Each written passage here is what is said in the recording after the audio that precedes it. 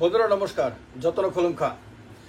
দিল্লিতে বিজেপি দুর্বল হওয়ার সঙ্গে সঙ্গে ত্রিপুরাতেও তিপ্রামথা এবং বিজেপির প্রেম পর্বে সংকট দেখা দিতে শুরু করেছে। এখানেও কি তাদের প্রেমে ভালোবাসায় টান পড়তে শুরু করেছে?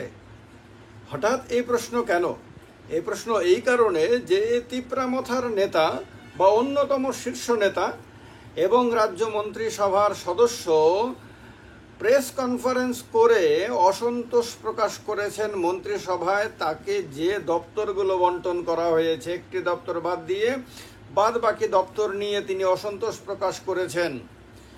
এবং জানা গেছে অপর যে মন্ত্রী রয়েছেন তিপ্রামথার এই মন্ত্রিসভাতেই, বিজেপির নেতৃত্বাধীন মন্ত্রিসভাতেই, তিনিও তার দপ্তর নিয়ে সন্তুষ্ট নন।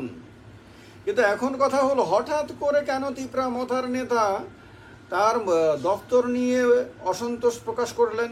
এতদিন পরে, কয়েক মাস তো হয়ে গেল তিনি মন্ত্রী হয়েছেন, শপথ গ্রহণ করেছেন, দপ্তরে গেছেন, দপ্তরে কাজকর্ম শুরু করেছেন। এতদিন পরে কেন মনে হলো যে প্রিন্টিং অ্যান্ড স্টেশনারি দপ্তরটা ঠিক সেরকম না যেরকমটা ভেবেছিলেন, বা এই দপ্তর দিয়ে মানুষের তেমন কোনো কাজ করা যাবে না?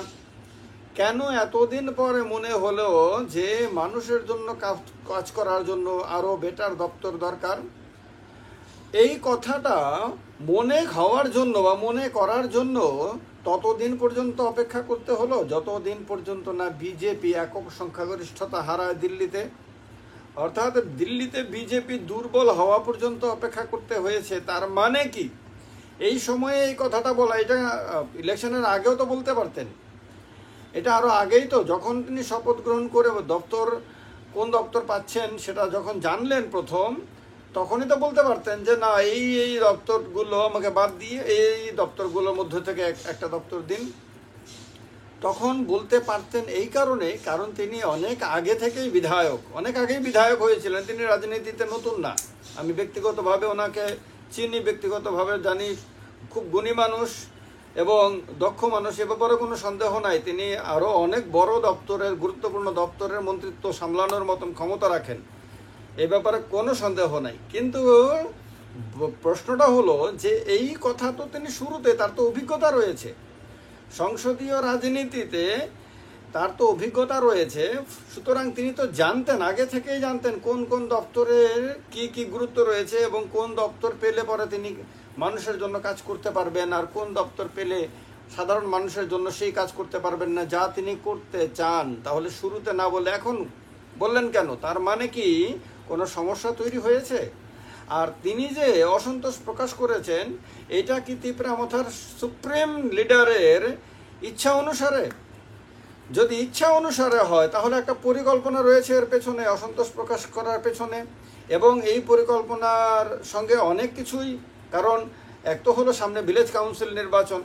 সে ভিলেজ কাউন্সিল নির্বাচনের আগে সাধারণ মানুষের কাছে একটা মানে সাংঘাতিক একটা তেজি ভাব দেখানো, আবার মানুষকে আপনার একটু মানে বিজেপি বিরোধী মনোভাব দেখিয়ে আবার বসে আনা, আবার তাদের ভোট নেওয়া, আবার ভিলেজ কাউন্সিলগুলো দখল করা ইত্যাদি একটা ব্যাপার পরিকল্পনা এর পেছনে থাকতে পারে।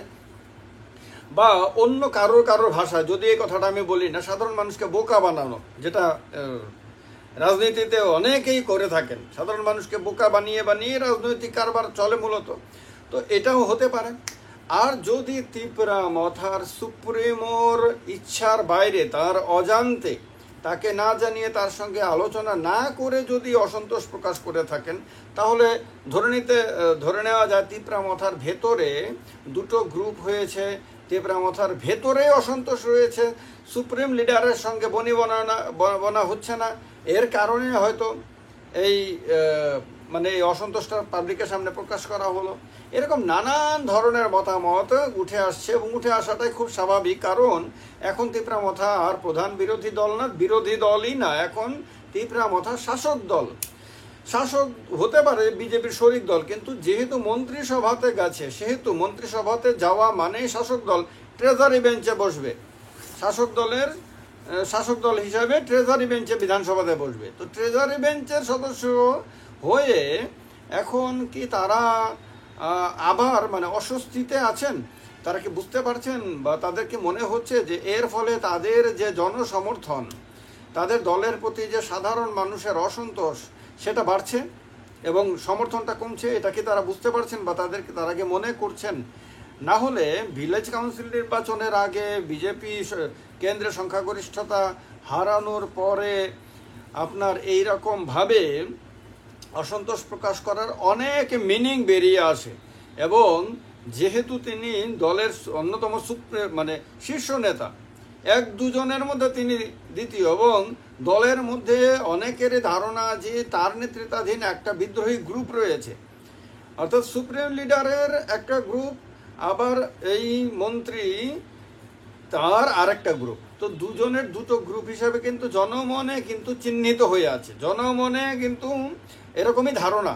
তো সুতরাং এইরকম একটা অবস্থাতে ত্রিপুরা রাজ্যের রাজনীতিতে তীব্রামথাকে নিয়ে অনেক ধরনের প্রশ্ন সাধারণ মানুষের মধ্যে এবং অনেক ধরনের শঙ্কা আশঙ্কা সাধারণ গ্রাউন্ড স্তরে তীব্রামথা আর যে মন্ত্রিত্বে যাওয়া, সরকারে যাওয়া, তার তেমন কোনো প্রভাব পড়েনি। কারণ সাধারণ কর্মীদের মধ্যে দেখা গেছে অনেক সময় তীব্রামথা এবং বিজেপি কর্মীদের মধ্যে সংঘাত, কিলাকিলি, মারামারি, মুড়ামুড়ি যা বলি আমরা সাধারণভাবে, এগুলি সবই কম বেশি মাঝে মধ্যে চলে।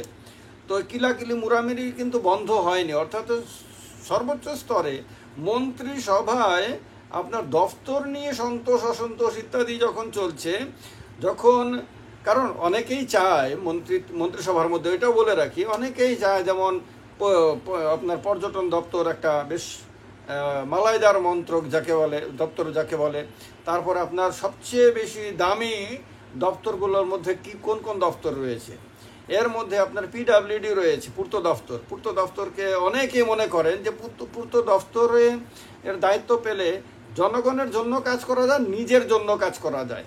আর অধিকাংশ ক্ষেত্রে রাজনীতিতে শুধু যে জনগণের কথা তো মুখে বললেও কি হয়েছে, মূল উদ্দেশ্য তো নিজের উন্নতিও।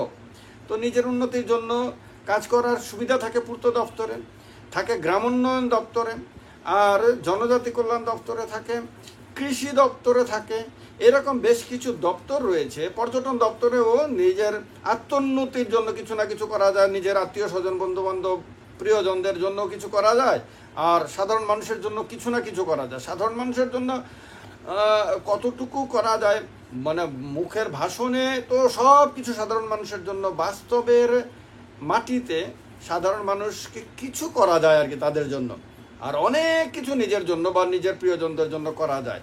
এগুলি সাধারণে প্রচলিত কথা। আর সাংবাদিকতা সূত্রেও যেহেতু এই বিষয়গুলোকে অনেকটাই দেখার, গ্রাউন্ড লেভেলে দেখার সুযোগ হয়েছে জীবনে, এবং রাজনৈতিক জীবনেও অনেক কিছু দেখার সুযোগ হয়েছে, সুতরাং বুঝতে পারি এগুলি। তো তার কারণে আপনার এগুলি নিয়ে তো লড়াই ঝগড়া সন্তোষ অসন্তোষ থাকবে। কেন্দ্রীয় স্তরেও আপনারা দেখেন নরেন্দ্র মোদীজির নেতৃত্বে যে এনডিএ সরকার গঠিত হয়েছে, তার মধ্যেও ঝামেলা শুরু হয়েছে মন্ত্রক নিয়ে। এবং আপনার একজন মন্ত্রিত্ব পেয়েও তিনি শপথ গ্রহণ করেননি, শুধুমাত্র তাকে ক্যাবিনেট মন্ত্রী না করে প্রতিমন্ত্রী করার কারণে। তো এছাড়া আরও অনেক মন্ত্রক নিয়ে ঝামেলা রয়েছে। তো এইগুলি ত্রিপুরাতেও থাকবে খুব স্বাভাবিকভাবেই। কিন্তু এটা যদি আরও আগেই এই অসন্তোষটা প্রকাশ করা হতো, তাহলে সাধারণ মানুষ হয়তো এটাকে স্বাভাবিকভাবে হিসাবেই ধরে নিত। কিন্তু যেহেতু এই রকম একটা স্পর্শকাতর সময়ে এই অসন্তোষ প্রকাশ করা হয়েছে, সেহেতু খুব স্বাভাবিকভাবেই প্রশ্ন যে তীব্রামথা কি এখন এনডিএ থেকে ইন্ডিয়া জোটের দিকে ঝুঁকতে শুরু করেছে, তারই একটা প্রাথমিক পদক্ষেপ হিসেবে অসন্তোষ প্রকাশ, না তীব্রামথা বিজেপির দুর্বলতাকে কাজে লাগিয়ে আপনার বিজেপির ঘাড়ে চেপে এনডিএতে এই মন্ত্রিসভাতে আরও শক্তিশালী দপ্তর চাইছে, আরও বেশি গুরুত্ব চাইছে, আরও বেশি ক্ষমতা চাইছে। দর কষাকষির তো এটাই সময়, এটাই তাই করতে চাইছে তীব্রামথা।